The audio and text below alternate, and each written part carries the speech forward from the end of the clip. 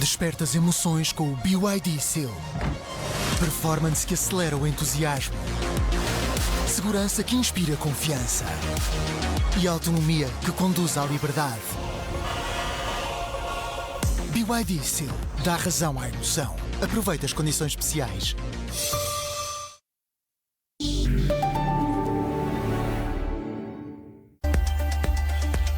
Assinala-se hoje o Dia Mundial dos Correios. Neste Dia Mundial dos Correios viemos até ao Museu das Comunicações aqui em Lisboa, onde se contam 5 séculos de história. Os Correios que têm sido fundamentais para a comunicação entre as pessoas, mas também entre as empresas. Daqui a pouco vamos estar em direto para lhe dar a conhecer o que pode visitar neste museu. Mas há também uma novidade neste dia e vai conhecê-la mais à frente. Fique por aí, nós voltamos já a seguir. Em Vila Viçosa está patente uma exposição sobre a Rainha Dona Amélia. Foi a última rainha de Portugal e aqui nesta exposição, que está patente até agosto de 2026, é possível vermos todo o espólio da Rainha Dona Amélia e também da sua família, como por exemplo este trono real onde tirava as fotografias mais importantes. Tudo isto para ver daqui a pouco neste Portugal em direto. Até já! E assim começou a penúltima emissão do Portugal em direto, a última apresentada por mim. Muito boa tarde.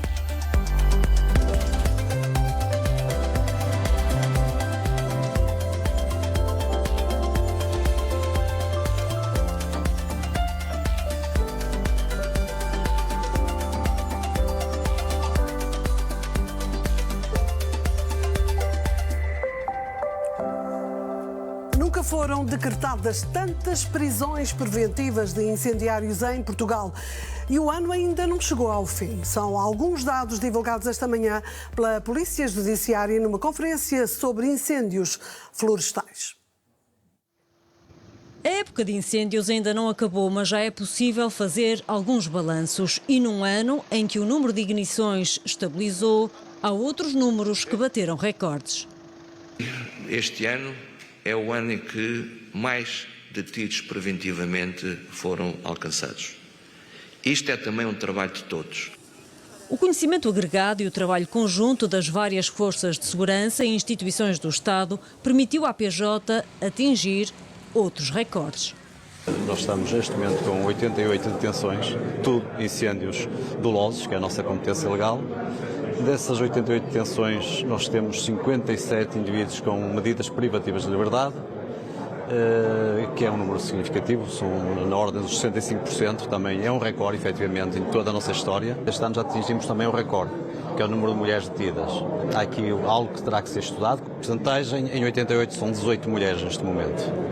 Dados revelados no dia em que a Polícia Judiciária comemora 80 anos com uma conferência dedicada aos incêndios florestais. Conhecer o perfil dos incendiários, os tipos de fogo, é fundamental para o combate e apesar do número de incendiários em prisão preventiva ou domiciliária ter aumentado, a principal origem dos fogos é outra. Pode causar estranheza à comunidade, mas é um facto. A natureza também tem a sua cota parte de responsabilidades. Provavelmente os 3 maiores incêndios deste ano, 2 deles quase podemos afirmar categoricamente que resultaram de causa natural. Agora, como é óbvio que nós temos que combater é a ação humana criminosa, a ação humana dolosa, porque essa efetivamente é aquilo que é o nosso objeto.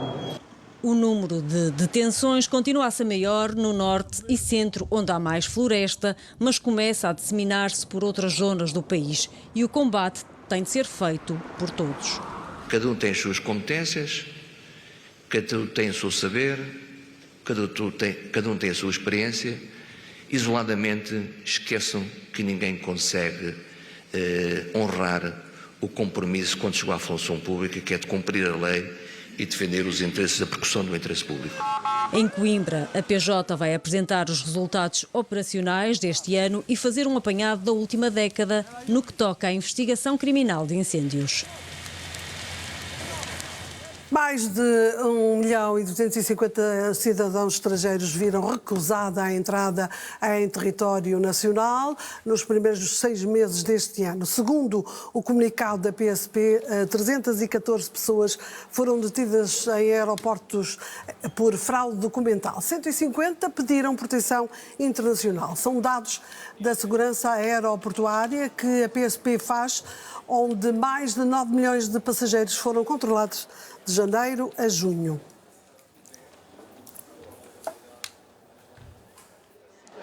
Mais de 2,5 milhões de pessoas têm mais de 65 anos em Portugal. Somos o segundo país da União Europeia com maior percentagem de população idosa. O programa Linha da Frente acompanhou investigadores que sabem o caminho para travar o envelhecimento. Uma grande reportagem para ver mais logo a seguir ao telejornal.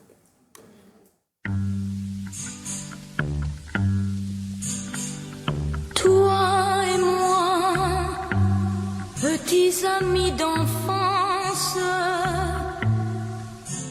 Por isso é que eu me queixo. Olha que me cortas isso, olha que me cortas a carne. Bem, então vamos lá. Então. É assim, não é assim, é assim. Tio de Linda, 94 anos, Vicente, 95. Vivem nesta residência sénior no concelho de Odivelas há 5 anos. Pronto, lá vai ele para baixo. Tio de Linda foi a primeira a precisar de cuidados. Vicente veio fazer-lhe companhia. Ai, pronto, já está, homem. Sofro do coração, sou cardíaca e dos intestinos. O coração tem já um passebeque, parece que é. Pois, mas sofro muito com isso, com a velhice. Não gostava de ser tão velha, gostava de poder fazer as minhas coisas como toda a gente. Todos os dias achava que estava na mesma, mas afinal não estou. Isto vai muito lento, mas progressivamente vai envelhecendo-se e a gente quase nem dá por isso, não é? No I3S, Instituto de Investigação e Inovação em Saúde da Universidade do Porto, há um grupo de cientistas a tentar travar esse processo de envelhecimento. E, portanto, a partir daqui conseguimos ver, ter uma perspectiva geral de como é que está o estado animal em relação aos danos no DNA e a própria senescência. Resultou no facto de nós observarmos que este animal tem uma longevidade aumentada de 30%. E por isso agora o que estamos a seguir estamos a estudar cada sistema neste animal, o sistema cardiovascular, o sistema imunológico, o cérebro. Portanto, estamos a tentar agora dissecar em que é que este gene, no fundo, de longevidade. A ciência não promete juventude eterna, mas talvez possa ensinar o corpo a envelhecer mais devagar e melhor. E o espaço dedicado à imprensa regional traz-nos hoje notícias de Famalicão e que hoje nos vão ser dadas pelo Rafael Fernandes. Muito boa tarde, Rafael. Muito boa tarde, Dina. Vamos então avançar com os destaques aqui em Vila Nova de Famalicão, no distrito de Braga. Começamos precisamente pelo nosso município, que foi destacado em 2 estudos nacionais. O Índice de Sustentabilidade Municipal da Universidade Católica mostra que Famalicão tem vindo a crescer no cumprimento dos Objetivos de Desenvolvimento Sustentável, com resultados considerados acima da média nacional nas áreas da governança, da economia e também da área social. Já no ranking da competitividade municipal do Instituto Mais Liberdade, Vila Nova de Famalicão também merece uma posição de destaque a nível da região. Do Minho é dos concelhos que está na segunda posição deste ranking. À frente está Braga. Famalicão ocupa o 33º lugar no que diz respeito ao panorama nacional, portanto, observando aqui todos os municípios. Aqui também em Famalicão, destaque para a empresa Cabelt, que é especializada na produção de cabos de alta e média tensão, que tem aí um investimento de quase 150 mil euros, que vai criar 150 postos de trabalho. É um investimento que vai criar então estes postos de trabalho na Vila Famalicense Norte de Ribeirão. Dizer também que estamos em contagem decrescente, como em todo o país, para as eleições autárquicas. São os últimos dias de campanha. Também por cá já decorreu o voto antecipado. Em Vila Nova de Famalicão votaram neste período 156 pessoas. Famalicão que tem perto de 121 mil eleitores. Olhando para aquilo que foi o último fim de semana, o último sábado, tivemos aí o Dia Mundial do Animal. Por cá, o Centro de Recolha Animal de Famalicão realizou uma campanha de adoção, esteve aberto durante todo o sábado, uma campanha de adoção que resultou em 30 adoções, foram adotados nesse período, durante a manhã e a tarde do último sábado, 30 animais. Entretanto, dizer que também estamos em contagem decrescente para a meia maratona de Famalicão. A prova está marcada para 19 de outubro e há altas expectativas em relação àquilo que vai acontecer no que diz respeito, pelo menos, ao número de participantes, ao número de inscritos. Sabemos que nesta semana já mais de 3 mil atletas se inscreveram, portanto estamos aí perto de atingir o recorde de inscritos nesta meia maratona, que, volto a lembrar, está marcada para 19 de outubro. E a fechar esta rápida ronda pelos destaques de Vila Nova de Famalicão, dizer que também já se prepara aquela que é a primeira edição do Festival do Vinho. O Dona Maria Wine Fest vai acontecer na Praça Dona Maria II, bem no centro da cidade de Famalicão, e decorre entre os dias 7 e 9 de novembro. É um festival dedicado ao vinho, também com destaque para alguma gastronomia, alguns produtos regionais. Fica o convite, uma vez que o festival é organizado pelo Círculo de Cultura Famalicense, que é proprietário desta rádio e deste jornal. As notícias do concelho da região continuam sempre online, através do nosso portal de notícias, em cidade2.sap.pt, através da nossa rádio, nos 94 FM e 104.6, e também no nosso jornal, sempre às quartas-feiras. Apenas nota que hoje temos o debate das eleições autárquicas aqui em Vila Nova de Famalicão, com todos os candidatos à Câmara Municipal, para seguir em todas as nossas plataformas digitais e na rádio, a partir das 9 da noite. Muito obrigada, Rafael Fernandes. Muito boa tarde. Boa tarde. O Minuto Verde de hoje fala do Festival Cine Eco.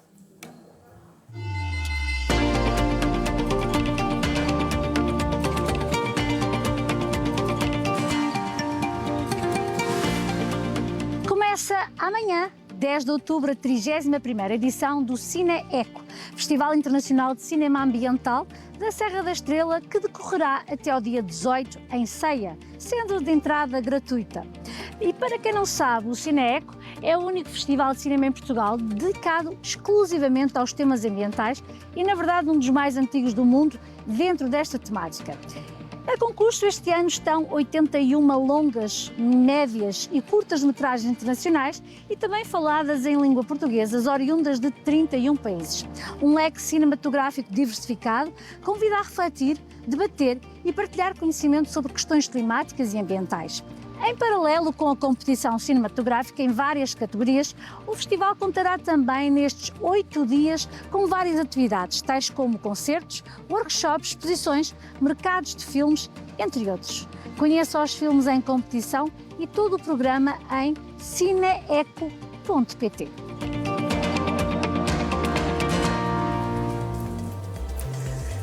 Já está aí o nosso primeiro intervalo. Até já.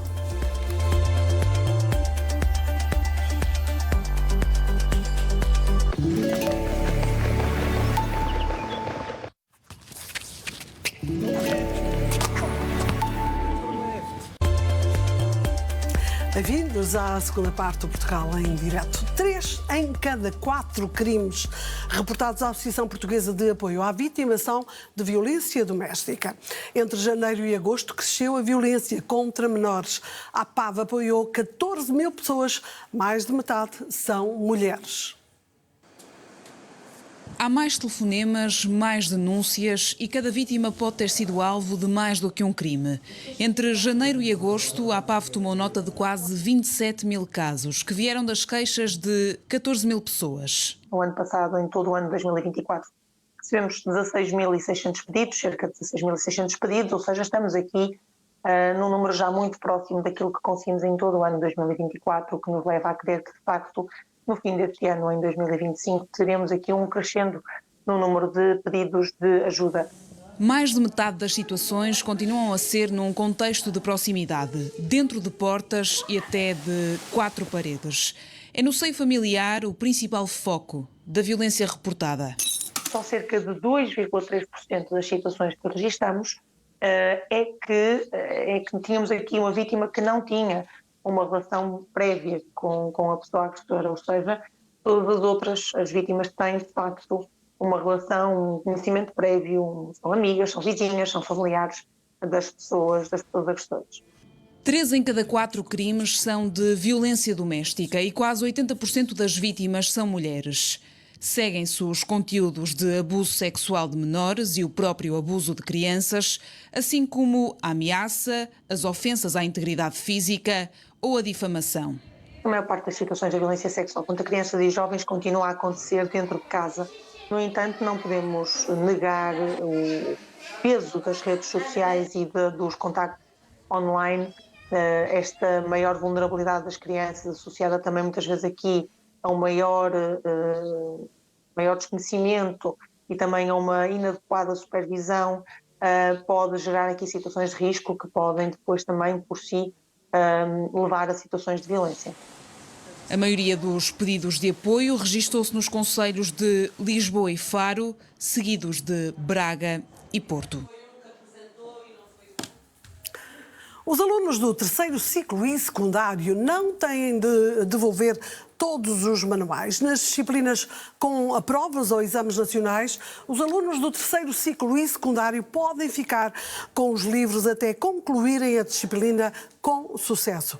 No início do ano letivo, todos os alunos das escolas públicas recebem gratuitamente os manuais escolares, tendo que os devolver no final do ano para que possam ser reutilizados por outros estudantes. Até agora, a única exceção era o primeiro ciclo.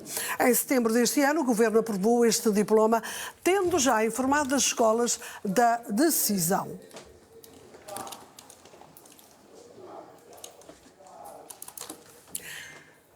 Assinala-se hoje o Dia Mundial dos Correios. A data pretende reforçar a importância dos Correios na vida cotidiana das pessoas, mas também das empresas. E para sabermos um pouco mais sobre a história dos Correios em Portugal, vamos agora em direto até ao Museu das Comunicações. É lá que estão os jornalistas Filipa Costa e Pedro Mateus. Muito boa tarde, Filipa. Hoje os CTT assinalam este dia com o lançamento de uma coleção de selos muito especial. Exatamente, Dina. Eu estou numa antiga estação telégrafo-postal, onde as pessoas vinham enviar os seus telegramas para as famílias, mas neste Dia Mundial dos Correios lança-se então uma coleção dedicada a Carlos Paredes, uma coleção de selos muito especial. Quem nos vai falar sobre esta coleção é o Dr. Raul Moreira, que é o Presidente da Fundação Portuguesa das Comunicações. Carlos Paredes, uma figura icónica da música portuguesa, da guitarra portuguesa, está então homenageado neste Dia Mundial dos Correios. Que selos são estes? É incontornável, uma figura tão importante tinha que ser referenciada em selos postais. Nós criámos uma missão muito especial. Há muitos anos que se calhar não se via uma missão que foi feita com tanto cuidado e com tanta qualidade também em termos das matérias-primas empregues. Nós utilizámos uma impressão multinível, já se pode observar nos selos a qualidade dessa impressão multinível, e depois no bloco filatélico a guitarra de Carlos Paredes foi revestida à folha de ouro. E, portanto, isto é uma daquelas emissões para recordar e para guardar para mais tarde, não é? E certamente os colecionadores de filatelia então vão querer adquirir esta coleção. Sem dúvida que sim. Ora, nós estamos então aqui no Museu das Comunicações, neste dia especial dedicado aos Correios, e estamos numa sala onde também se conta muito desta história. Sim, nós estamos na sala dedicada às comunicações postais, exatamente, à parte postal das comunicações.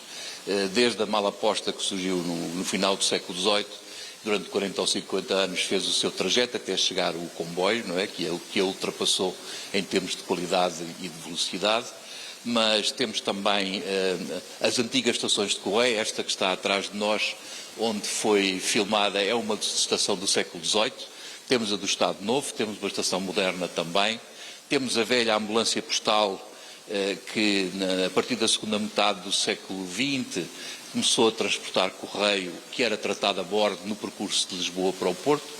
Eu entrei nesta casa em 1980, ainda era na altura o ensino que se dava aos que chegavam, não é? Era ir nesta carruagem ver como é que se dividia o correio as 12 horas que levava a chegar ao Porto. E o Pedro Mateus, neste momento, está a mostrar que sala?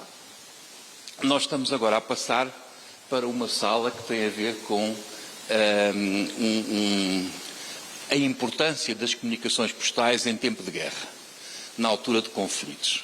Portanto, temos uma fotografia icónica muito importante relacionada com a Primeira Guerra Mundial e com o Corpo Expedicionário Português, e temos depois vários exemplos de fotografias e objetos que foram utilizados nessa altura, nessa época também.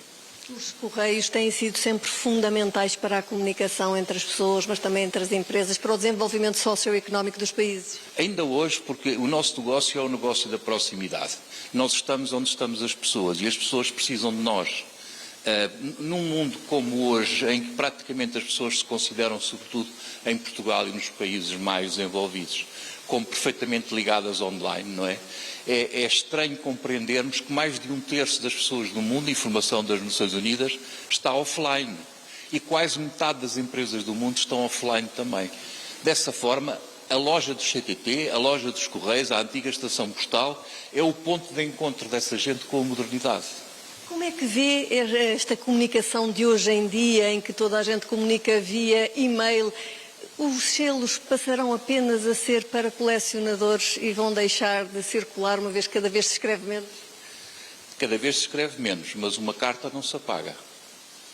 E um mail apaga-se. Ora, aqui à nossa frente estamos a ver então aqui vários exemplares de marcos de correio. Certo, várias caixas de correio que recebiam cartas, algumas na passagem e outras em estabelecimentos comerciais que as tinham à porta. E aqui a famosa mala posta. A famosa mala posta, que só foi possível circular em Portugal desde o momento em que apareceram estradas que permitissem, não é? Porque sem estradas não havia mesmo carro puxado a cavalos que pudesse passar. E, portanto, isto é um objeto que foi criado, teoricamente, logo em 1797, na altura em que os Correios, o Estado avocou a atividade postal para a sua gestão direta, depois do tempo dos Correios Mores, desde 1520 até essa altura. E então, à medida que as estradas foram sendo construídas, naquele percurso de Lisboa-Porto, Lisboa-Gaia, porque não havia ponte, não é? Parava-se em Gaia, depois ia-se de barco para o Porto.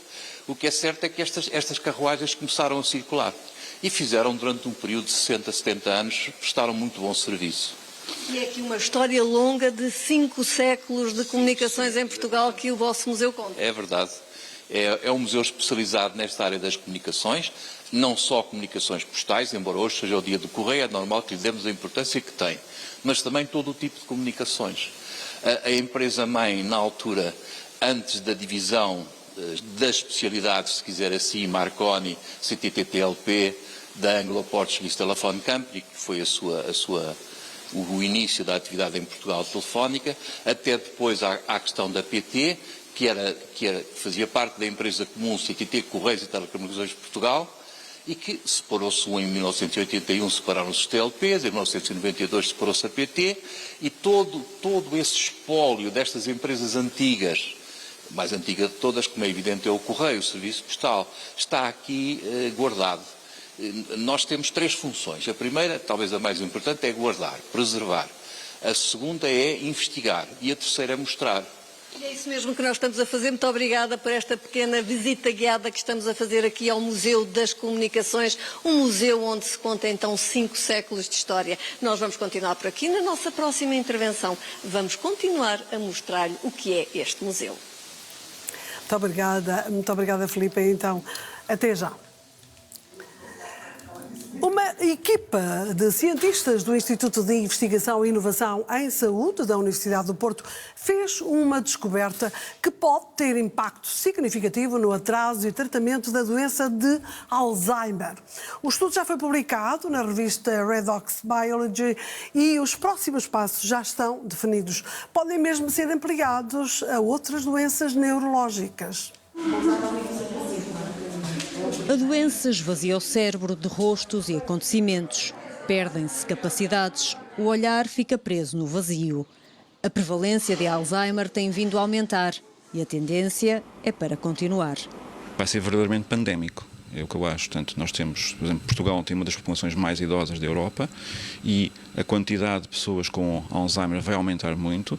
Eu penso que a nível europeu temos esse problema. E é de facto um problema de saúde pública, não só o Alzheimer, mas a demência em si.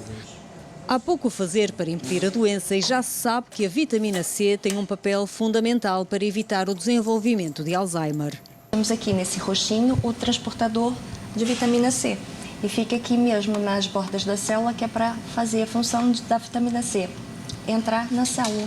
E como essa lâmina é uma lâmina de um doente de Alzheimer, nós temos assim esse roxinho muito clarinho, porque ele tem menos transportadores do que um indivíduo da mesma idade, mas sem a doença.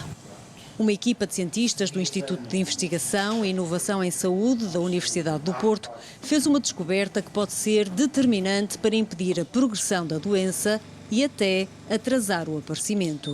Depois que nós comparamos os ratinhos sem doença com os ratinhos com doença, nós observamos que eles têm uma diminuição no transporte de vitamina C no cérebro. Então, o que nós fizemos? A partir da engenharia genética, nós aumentamos a expressão desse transportador nas células do cérebro e esses animais, quando comparado a um ratinho que é doente, mas sem tratamento, teve uma performance muito melhor cognitiva, ou seja, executaram muito melhor os testes de memória. O segredo parece estar nestes transportadores de vitamina C e os resultados do estudo pré-clínico são promissores. Nesse estudo da doença de Alzheimer, nós fizemos o tratamento em 2 pontos. Nós fizemos o tratamento com ratinhos muito novinhos, que ainda não apresentavam a doença, e eles, geneticamente modificados, vão apresentar a doença de qualquer jeito, não é? Mas eles apresentaram a doença muito tardiamente, então tem um efeito de atrasar o aparecimento da doença. E além disso, em ratinhos já mais velhos, que já estão doentes, quando nós fizemos esse tratamento, eles apresentaram melhora da memória e também apresentaram uma melhora no metabolismo energético, ou seja, as sinapses ficaram mais eficientes e conseguiram transmitir melhor a informação, e eles também tiveram melhora na memória. Com estes indicadores, já se dá o próximo passo. É o que eu estou a fazer agora no nosso novo projeto. Nós vamos usar fármacos que são já aprovados pela Agência Europeia do Medicamento, pela EMA, e estamos a testar em células fármacos que já são aprovados e que aumentem a expressão dessa proteína. E a partir daí vamos fazer novos ensaios com esses ratinhos que apresentam a doença de Alzheimer e ver se eles têm eficácia. Uma descoberta que pode minimizar o impacto do Alzheimer, mas também de outras doenças neurodegenerativas resultantes de um cada vez mais acentuado envelhecimento da população. Após ter sido detectado um mosquito transmissor do dengue na Covilhã, as autoridades de saúde apelam à população para reduzir os locais de criação de mosquitos. Para nos falar sobre este tema está connosco Carla Sousa, professora associada do Instituto de Higiene e Medicina Tropical. Obrigada por ter vindo até nós, em especial este último Portugal em direto, apresentado por mim. Começamos, antes de mais, por querer saber o que é o dengue. Ora, muito boa tarde, muito obrigada pelo convite, este convite super especial para este programa também super especial. A dengue é uma doença arbovírica, ou seja, essencialmente é provocada por um vírus que tem a característica de, em comparação com os outros vírus, que alguns até se podem transmitir diretamente, é essencialmente transmitido pela picada de um mosquito. No sentido em que o mosquito aqui não é uma seringa voadora, o próprio vírus tem que passar pelo organismo do mosquito para poder então ser transmitido a outros. E que tipo de mosquito é que é transmissor? É assim, graças a Deus não são todos os mosquitos. Nós temos cerca de 40 espécies de mosquitos só em Portugal, e Portugal é muito pequenininho. Não, nós temos... duas espécies de mosquitos que fazem a transmissão do agente que provoca esta doença, mas outras, como a febre amarela, que todos nós sabemos e nos recordamos, e que para alguns de nós estamos vacinados, chikungunya, zika. Os dois mosquitos que afetam Portugal é o mosquito da febre amarela, também conhecido digamos, de um modo mais formal, por Aedes aegypti, que está na Ilha da Madeira, foi detectado pela primeira vez em 2005, e agora em Portugal continental o Aedes albopictus, que também é conhecido pelo mosquito tigre asiático. E quais são os sintomas da doença? Ora, a doença, diga-se que uma das grandes dificuldades é que grande parte das pessoas que são infectadas, na realidade, não apresentam sintomas. Portanto, pode ser perfeitamente assintomática. Outra parcela da população, também infectada, pode apenas apresentar sintomas ligeiros, mal-estar, má disposição. Portanto, só uma parcela muito pequena, que varia de local para local, de comunidade para comunidade, é que vai apresentar alguns sintomas que se caracterizam por exemplo, dores de cabeça que parece que se localizam atrás dos olhos, dores nas articulações, febre, quase sempre febre. A febre, digamos, é um sintoma que acompanha um conjunto de outros. Por vezes, algumas manifestações na pele. Portanto, isto varia um bocadinho de pessoa para pessoa. A sintomatologia exige algum tratamento especial ou é aconselhável ir ao médico e é o médico que vai... É sempre aconselhável ir ao médico, mesmo em casos ligeiros. Porquê?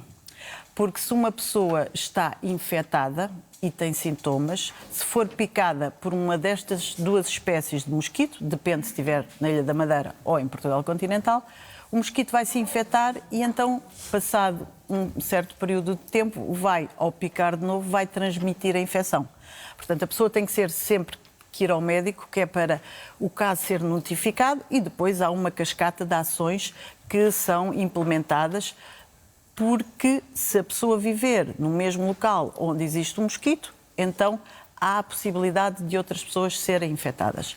Quanto a tratamento propriamente dito, não há tratamento. Portanto, o que geralmente o médico prescreve é algum apoio para lidar com os sintomas.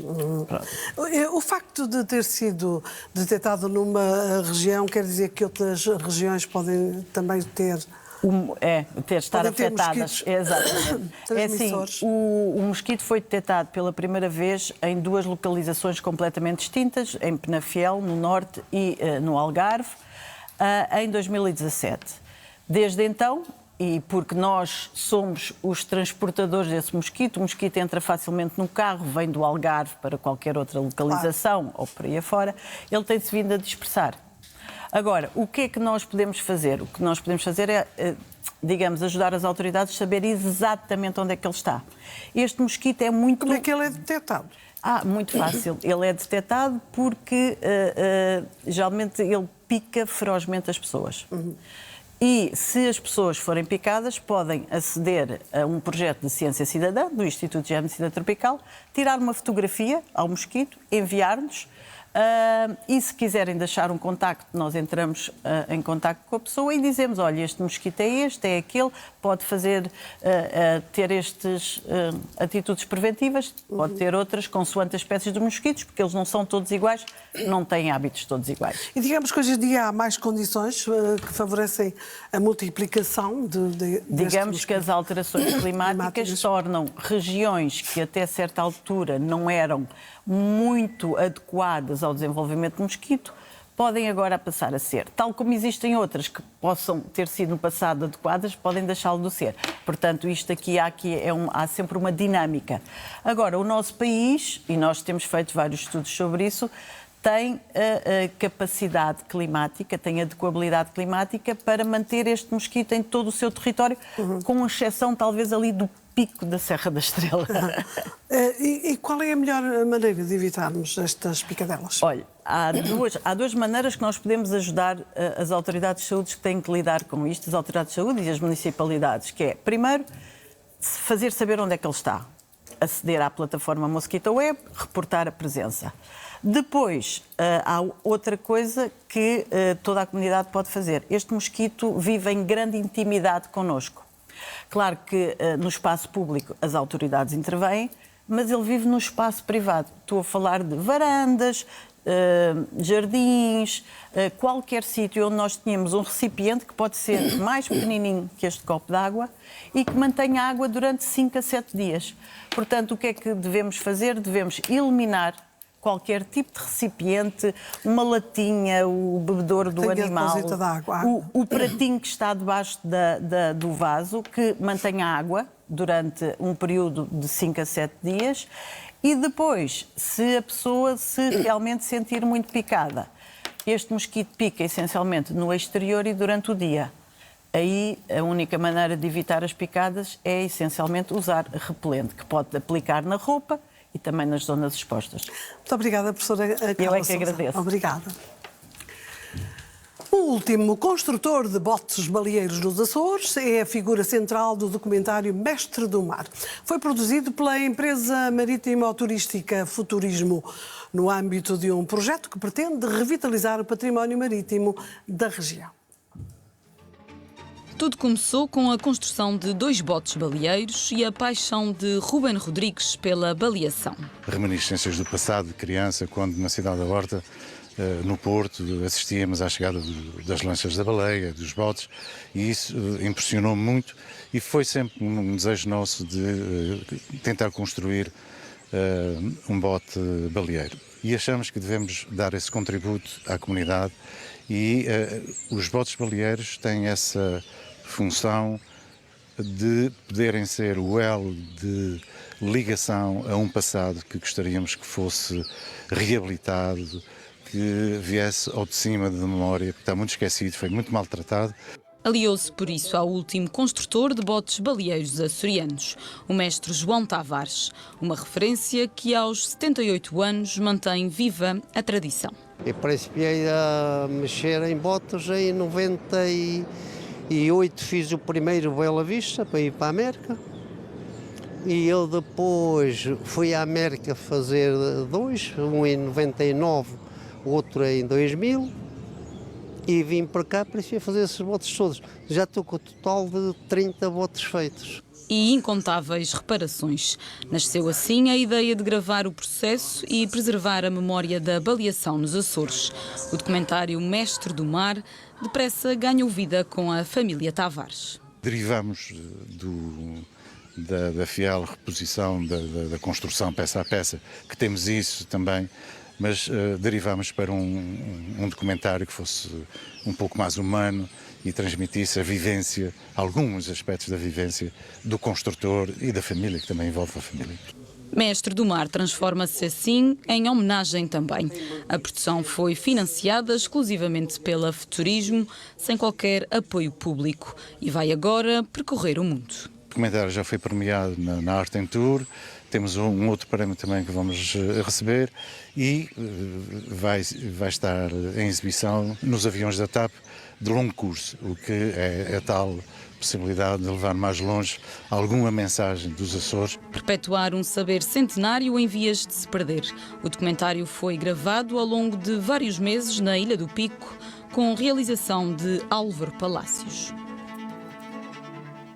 Esteve de portas fechadas durante 7 anos para obras de requalificação. Agora que os trabalhos foram finalmente concluídos, o Teatro Municipal de António Pinheiro, em Tavira, está a funcionar em pleno e com programação recheada. Duarte Baltazar está em direto connosco. Boa tarde, Duarte. Que espetáculos estão previstos?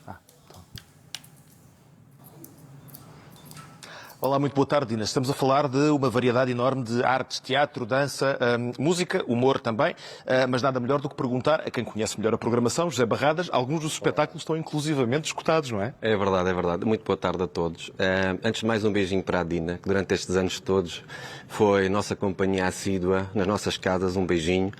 O nosso muito obrigado por tudo, estes 20 anos de Portugal em direto e quase 50 de carreira. E como pintora, fica aqui o desafio, quem sabe um dia poder expor em Tavira, seria um enorme gosto. Sim, de facto, temos muita As expectativas eram boas, mas superaram as expectativas, o que tem vindo a acontecer. Nós temos uma programação muito diversificada dentro daquilo que é a missão, a visão e os objetivos da programação. Temos aqui o nosso folheto trimestral, com a programação entre setembro, que o espaço inaugurou numa encomenda do município à nossa banda musical Tavira e à Viviane, que é de Tavira, e que a banda musical Tavira fez este ano 100 anos e, como tal, não podia ser uma mais feliz forma de inaugurar este remodelado espaço.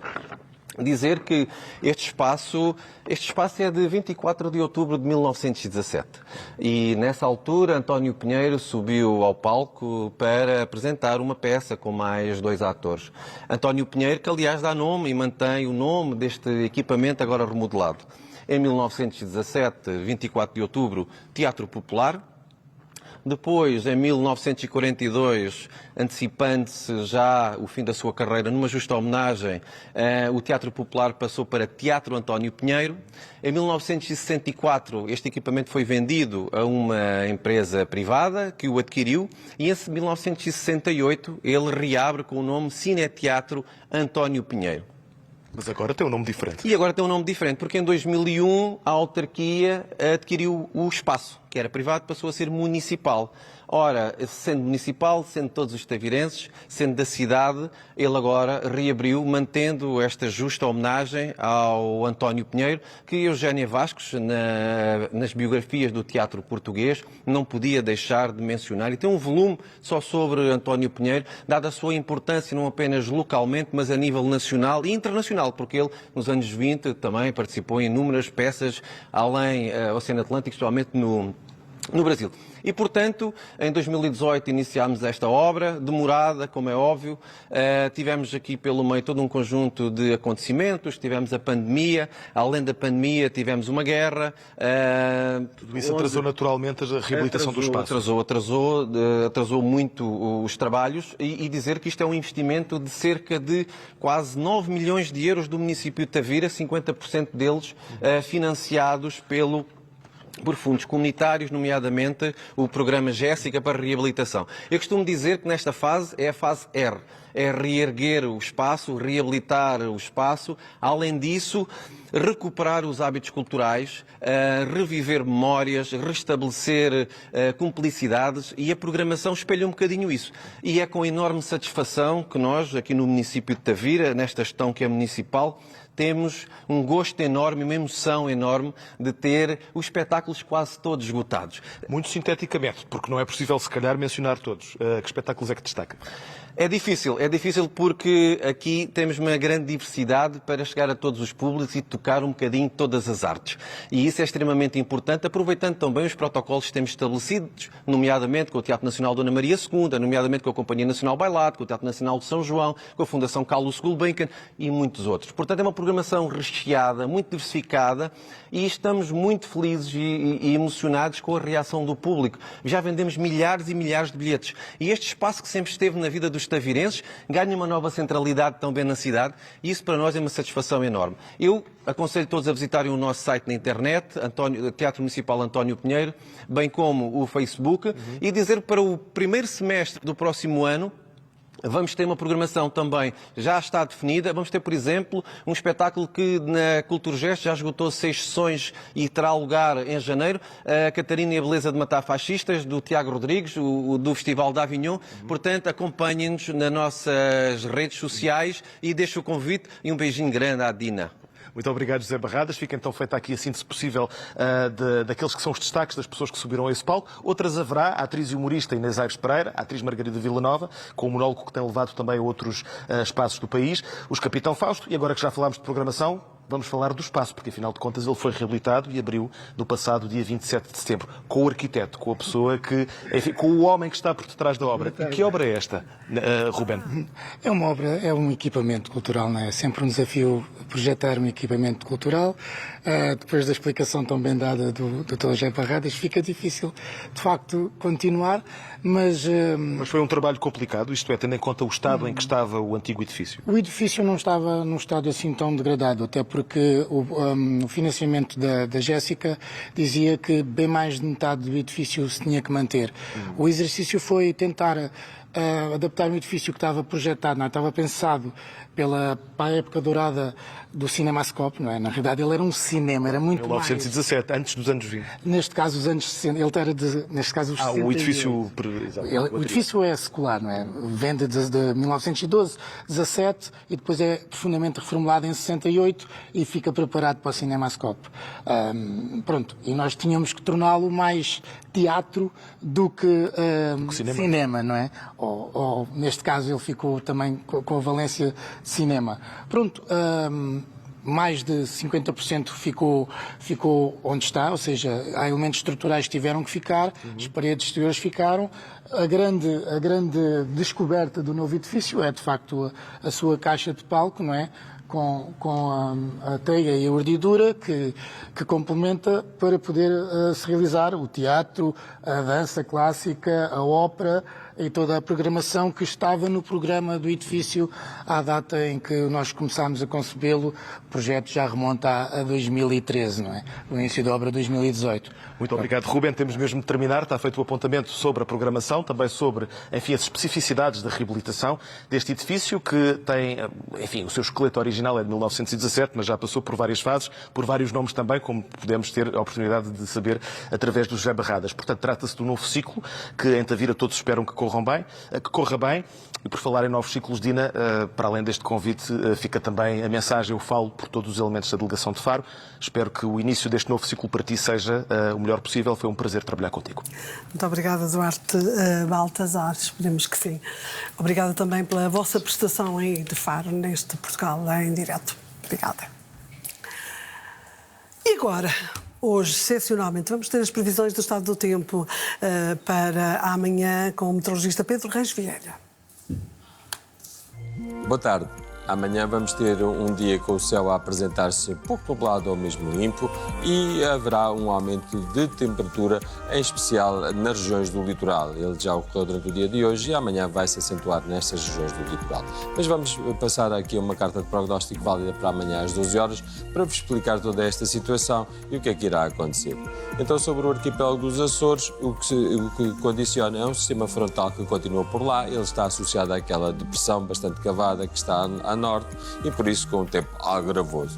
Já sobre o território do continente e Madeira, a influência é do anticiclone que se encontra nas Ilhas Britânicas e que faz transportar uma massa de ar vinda de leste mais seca e, portanto, menos nubosidade durante o dia de amanhã.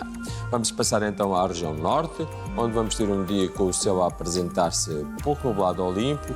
Durante a manhã poderá haver alguma nubosidade, em especial no litoral, nos vales e terras baixas, mas se ocorrer rapidamente se vai dissipar e o céu vai se tornar, como dizia, pouco nublado ou limpo. E depois é de salientar a subida de temperatura que vai continuar aqui no litoral. Chegará já amanhã aos 27 graus no Porto, 24 para Aveiro e 25 para Viana do Castelo. Aqui nas regiões do interior não haverá subida de temperatura, elas mantêm-se pelos mesmos valores, entre os 23 a 25 graus em quase todas as regiões de Trás-os-Montes. Passando para a região centro, aqui também o céu a apresentar-se pouco nublado ou limpo durante a maioria do dia. Durante a manhã poderá haver neblinas ou nevoeiros, em especial na faixa costeira, alguma nubosidade baixa que rapidamente durante a manhã se vai dissipar. Depois, durante a tarde, nas regiões do interior poderá haver alguma nubosidade de evolução, aqui apenas para as regiões do interior, mas com uma probabilidade muito baixa de ocorrer algum aguaceiro.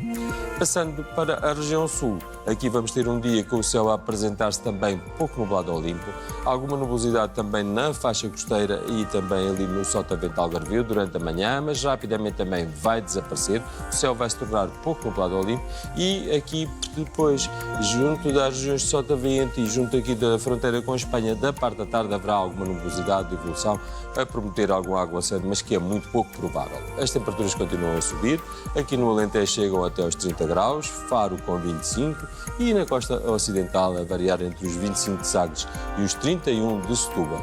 Em todo o território, como vos dizia, o vento sopra do quadrante leste fraco a moderado, mas durante a madrugada e manhã superará a moderada forte nas terras altas do norte e centro.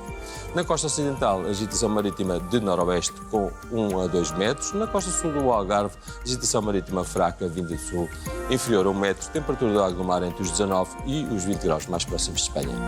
Para o arquipélago da Madeira, também um dia semelhante ao de hoje, com o céu a apresentar períodos de muito nublado no Funchal, boas abertas e muita nubosidade nas vertentes norte da Ilha da Madeira, onde poderão ocorrer aguaceiros.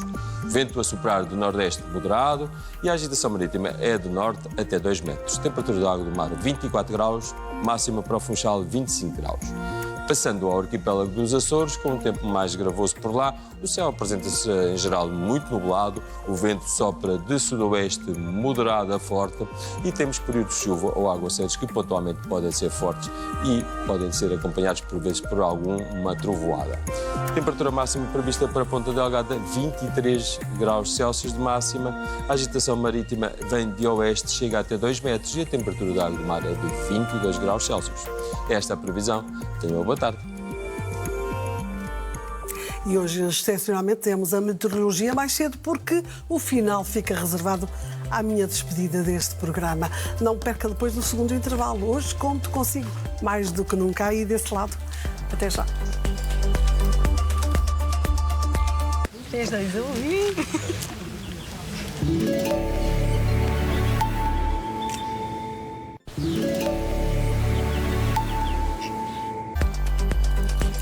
Bem-vindos à terceira parte do Portugal em direto. No Paço do Cal, em Vila Viçosa, abriu ao público uma exposição sobre a vida da rainha Dona Amélia. São cerca de 100 peças entre pinturas, objetos pessoais, fotografias e os 2 mantos usados pela rainha, como nos mostram o Ismael Marcos e o António Pedro Carvalho. E os visitantes aqui têm a possibilidade de entrar um pouco na intimidade do que era a vida da rainha Dona Amélia e também descobrir coisas que a rainha fazia, por exemplo, pinturas, era muito dedicada a isso e também a parte que tinha social a rainha Dona Amélia, a última rainha de Portugal. Aqui, por exemplo, está um dos mantos que a rainha doou ao Santuário de Fátima, que está aqui em exposição numa destas salas. Eu tenho comigo a Ana Saraiva, que é diretora do Museu Biblioteca Fundação Casa de Bragança. Ana, este é um dos ex-libris desta exposição, este manto, mas há outras coisas a destacar aqui nestas 5 salas. Sim, é verdade. Esta sala é dedicada à dimensão da rainha Dona Amélia como criadora, como artista e como mecenas para o património cultural e artístico, e por isso nós temos um conjunto de desenhos e aguarelas da sua autoria. Fizemos uma opção no meio de cerca de 400 desenhos e aguarelas, uma seleção sobretudo de desenhos de botânica que acompanham esta sala, mas também alguns desenhos de alguns monumentos e de elementos de Vila Viçosa, porque esta exposição inscreve-se precisamente em Vila Viçosa e por isso nós temos aqui um desenho, por exemplo, da Tapada e alguns desenhos também de figuras com as quais a Dona Amélia trabalhou e colaboraram precisamente aqui para o Paço. Ela passava aqui temporadas porque o marido vinha para cá caçar, ela própria também era uma amante de caça e por isso então esta ligação entre a família e Vila Viçosa. Sim, este era um espaço de algum descanso, de reflexão e onde ela também se dedicava a desenhar, era uma espécie de refúgio também para a rainha Dona Amélia. Nós temos, por exemplo, também alguns objetos. O cadeirão, não é? Podemos ir até lá. Temos esta cadeira de trono que está exposta na nossa exposição de longa duração, mas que nós selecionamos para esta exposição temporária, precisamente porque temos uma reprodução, uma imagem, uma fotografia da rainha Dona Amélia sentada precisamente nesta cadeira de trono. Era uma cadeira de repouso, era uma cadeira de reflexão. Para que é que era utilizada? Esta é uma cadeira que se presta também àquilo que é as suas fotografias de Estado, não é? Portanto, tem aqui uma dimensão também simbólica. Podemos avançar também para algumas das pinturas às quais a rainha Dona Amélia apoiou os pintores, como lá está o seu papel mecenático, e outras pinturas também de pintores que conviveram e que também lhe transmitiram algum conhecimento. Temos, por exemplo, uma pintura de Silva Porto, que retratou uma jovem calipulense a pedido da Rainha Dona Amélia, que está aqui patente. Muito obrigado, Ana. Eram objetos que estavam guardados, que agora estão expostos ao público, e daqui a pouco, noutra sala, vamos ver objetos mais pessoais, por exemplo, de um dos 2 filhos da Rainha Dona Amélia. Dom Luís Filipe era o filho mais velho da Rainha Dona Amélia, que acabou por ser assassinado no Terreiro do Paço, e estão aqui alguns dos seus pertences pessoais. Há aqui muitas coisas curiosas, como o facto de registar, por exemplo, as caçadas, o que é que conseguia caçar, por exemplo, 23 de janeiro de 1908, tudo aqui registado neste caderno. E conservar estes objetos teve aqui mão e dedo da Ana Andrade e da sua equipa. Como é que se preservam objetos com tanta história e tanto tempo? Bom, isto é um trabalho que demorou quase um ano a ser preparado. Este espólio estava aqui guardado já há muito tempo. Quase nenhuma destas peças tinha sido ainda exposta e, portanto, foi uma vasta equipa que estudou aqui do museu, que estudou estes objetos. E eu e uma colega aqui do museu fizemos a conservação de alguns objetos, outros foram conservados por conservadores restauradores externos, portanto, nomeadamente os têxteis e a pintura. Podemos passar para este lado, portanto, deixo aqui o Dom Manuel, aqui que era o filho temos objetos, sim, do último rei de Portugal, Dom Manuel II, alguns objetos que eram dele. E aqui deste lado temos um álbum de fotografias da família da Rainha Dona Amélia, portanto, que ela trouxe quando veio casar com o rei Dom Carlos. A Rainha Dona Amélia, que nasceu em Inglaterra, foi viver para a França e depois veio para Portugal. E depois aqui, isto é muito interessante, eram os objetos pessoais de higiene do Dom Luís Filipe. Exatamente, do príncipe Dom Luís Filipe. Isto é um frasco de perfume, isto é um sabão, isto é pedra-pomes, tem aqui um conjunto de medicamentos que ele tinha na mala de viagem. A pasta de dentes, não é? Aqui. A escova, aliás, a escova de dentes. A escova e a pasta dentífrica, os pentes, os materiais que usava de higiene, uma calçadeira. Que materiais usaram para conservar este tipo de pertences? Bom, isso depende um bocadinho do material, não é? Portanto, os metais são limpos normalmente com ácidos, já, por exemplo, o marfim já é limpo com água e uma mistura de água e etanol. Pronto, depende um bocadinho do tipo de material que temos e assim é a intervenção que fazemos. E agora para o material não se desgastar, normalmente o que é que fazem? Portanto, ele está aqui fechado, não é? Sim, sim. E normalmente, por exemplo, o metal, como tem tendência a formar produtos de corrosão, quando depois da limpeza nós aplicamos sempre uma camada de proteção, neste caso um verniz, e o mesmo fazemos com os outros objetos, porque essa camada permite que ao manusear o desgaste seja só nessa camada e, portanto, essa camada posteriormente, daqui a alguns anos, pode ser retirada e aplicada uma nova e não estamos a desgastar o material original.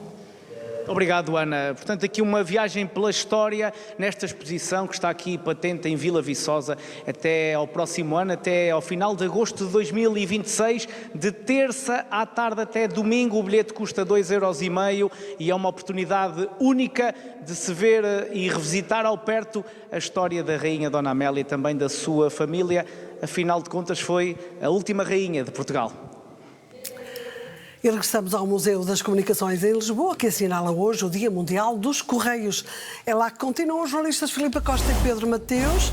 Filipe, voltamos a ti para o que é que nos mostras agora sobre a evolução das comunicações em Portugal?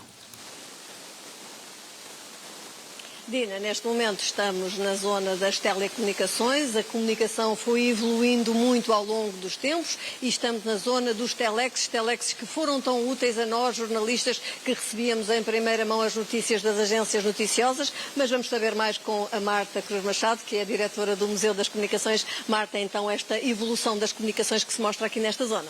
Certíssimo. Olá, Filipa, boa tarde, muito bem-vindos aqui ao Museu das Comunicações.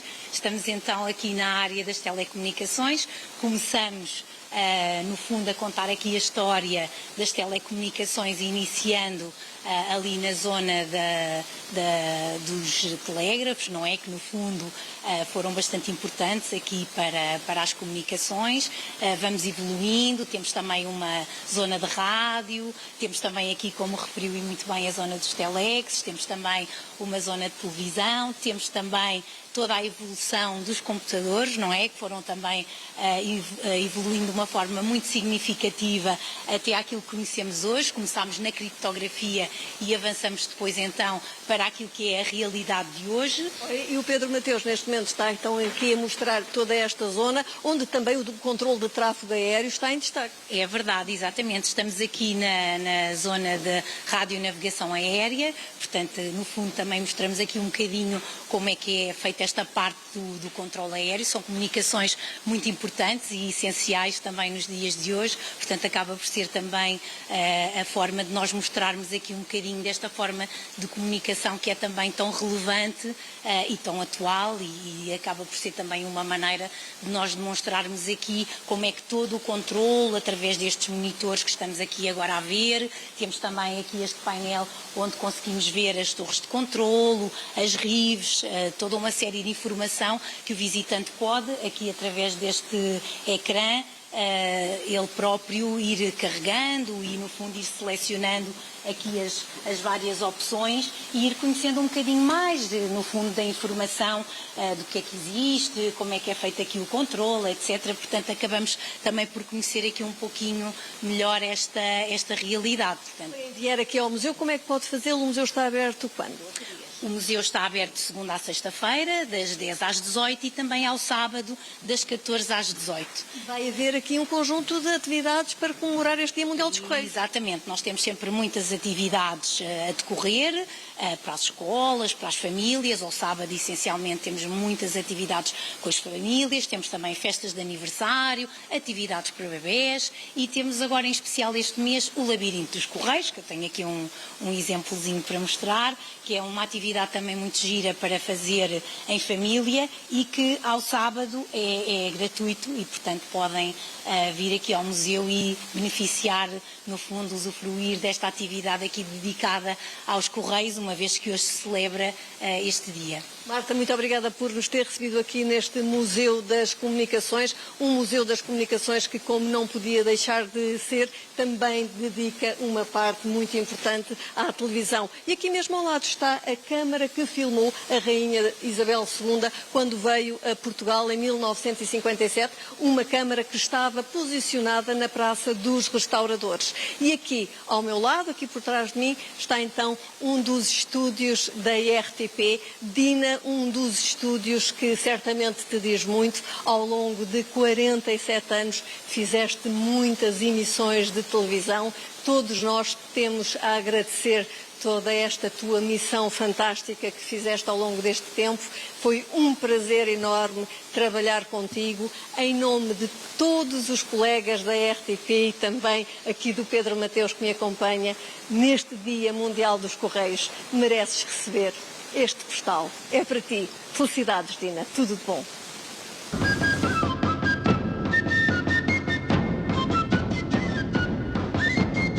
Dez mulheres uruguaias estão de visita à Europa procurando a solidariedade.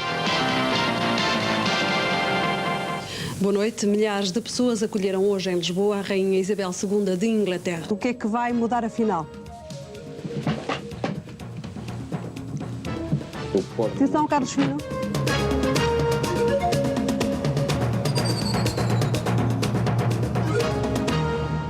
Boa noite. O parque habitacional da cidade de Lisboa continua em flagrante degradação.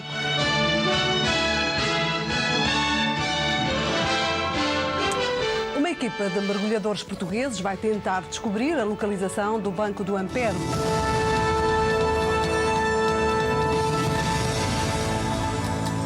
Boa tarde. Os frequentes cortes no abastecimento de água à entrada de São Martinho do Porto estão a revoltar os moradores do lugar de Lagoa de Fora. Boa tarde. O desespero tomou conta dos comerciantes do Bolhão. A repórter Dina Aguiar está em direto do Passeio Marítimo.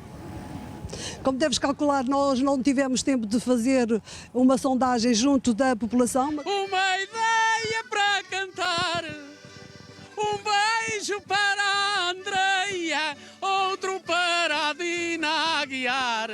Foi um mimo que recebemos, tu e eu, com essa serenata popular, eu diria, meio ao jeito dos santos populares. Dina, conta-me lá, o que é que tens para apresentar? Eu destaco aqui uma situação de 2 centenas de porcos que estão a morrer numa suinicultura agora no Concelho de Chaves.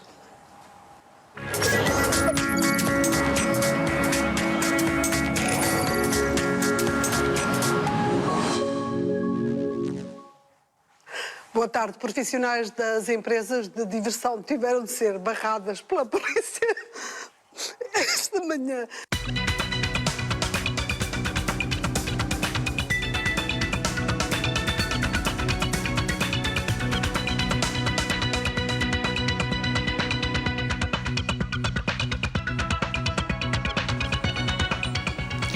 Boa tarde. Portugal em Direto é o novo programa de informação nacional com cerca de 1 hora de duração que hoje começa com o objetivo de o servir melhor a si, esteja onde estiver.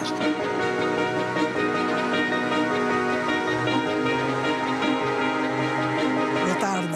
Vamos hoje até Oliveira do Bairro, até ao Jornal da Bairrada. E esta foi a primeira edição do País Regiões.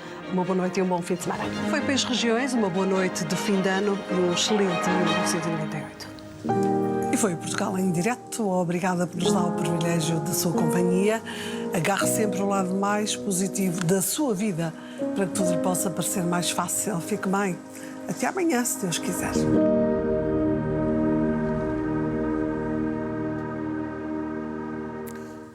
E este foi o último Portugal em Direto apresentado por mim. Obrigada por nos dar o privilégio da sua companhia durante tantos anos. É o fim de um ciclo em que fui protagonista de 30 anos de informação regional, 20 deles aqui no Portugal em Direto, a levar até si diariamente o país real, a levar o país ao mundo. Filo sempre com muito amor e carinho e, sobretudo, com muito rigor profissional. Sei que esta hora e meia era mais do que lhe dar a saber o que se passava no país. Era o nosso momento de respirar tranquilidade, paz e de partilha da vida a acontecer ao ritmo dos dias do país profundo, esquecido neste mundo frenético das notícias. Para mim foram 20 anos de pura felicidade e amor e que, acredito, você foi sentindo na rede de energia positiva que fomos criando. No Portugal em Direto foram sempre as pessoas, o país, as histórias que contaram. Cumprimos objetivos, fizemos a diferença, atingimos grandes audiências, atingimos um patamar elevado de aceitação.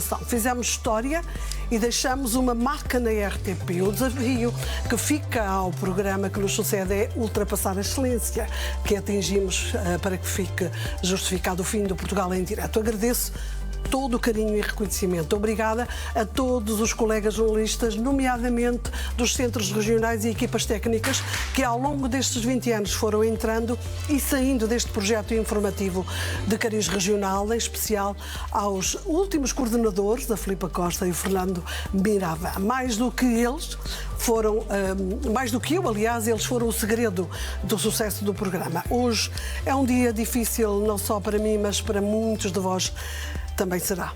Obrigada à RTP pelos 47 anos de uma vida muito feliz aqui. Parte com a certeza do dever cumprido. Muito sucesso para a equipa que me sucede neste formato. Já agora, amanhã, Alberta Marques Fernandes fechará a porta do Portugal em Direto. Obrigada e até um dia destes ou até sempre, se Deus quiser.